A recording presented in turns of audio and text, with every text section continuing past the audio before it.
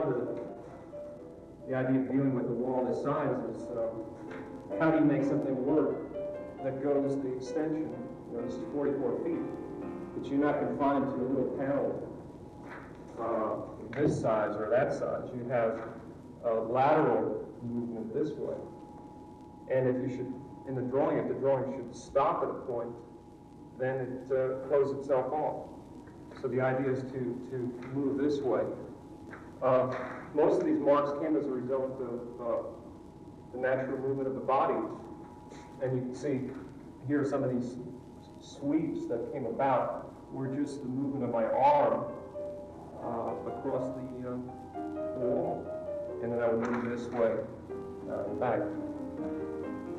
Even though I'm not a dancer, or couldn't, or even pretend to be, I think the drawing has that quality to it.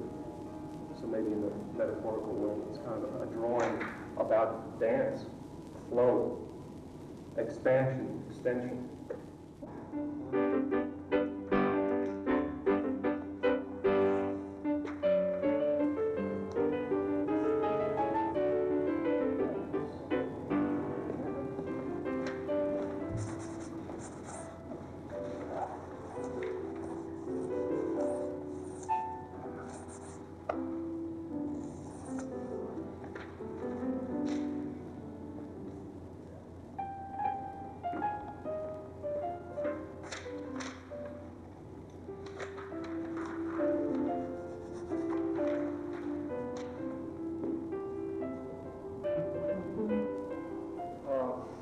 Yeah, in this room, and I probably, you notice this barrier behind us, the black and white, is a way to set off the two rooms, because I kind of feel that these two drawings, essentially the red color drawing and collage drawing, go together in a specific way.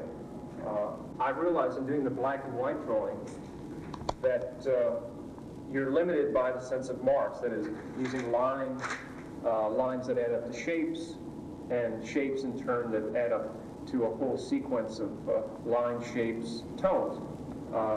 Now color is just another aspect, another dimension using line. The collage idea came as a result of trying to select out certain marks. This is basically the same approach as the other drawings, where I'm making marks across the surface, then I come back in and select out, and I've used the collage from the paper itself. Rather than gluing it to kind of move through in a very fast pace, I use a staple gun. And that affords me to make these decisions very spontaneous. If there's something that bothers me, I come up with the staple gun and change it.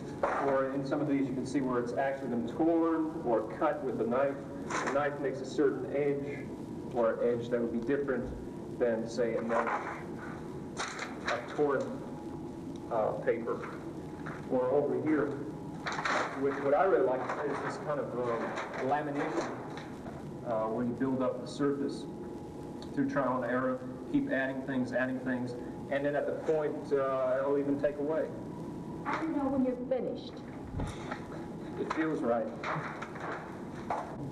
With this installation, these drawings, I've started, of all things, using charcoal, which are, large sticks that came out of a couple of burned out buildings, and this is used as yet another means to get information here, something to react against. It becomes very physical to make a mark, and it's just another way to look at it.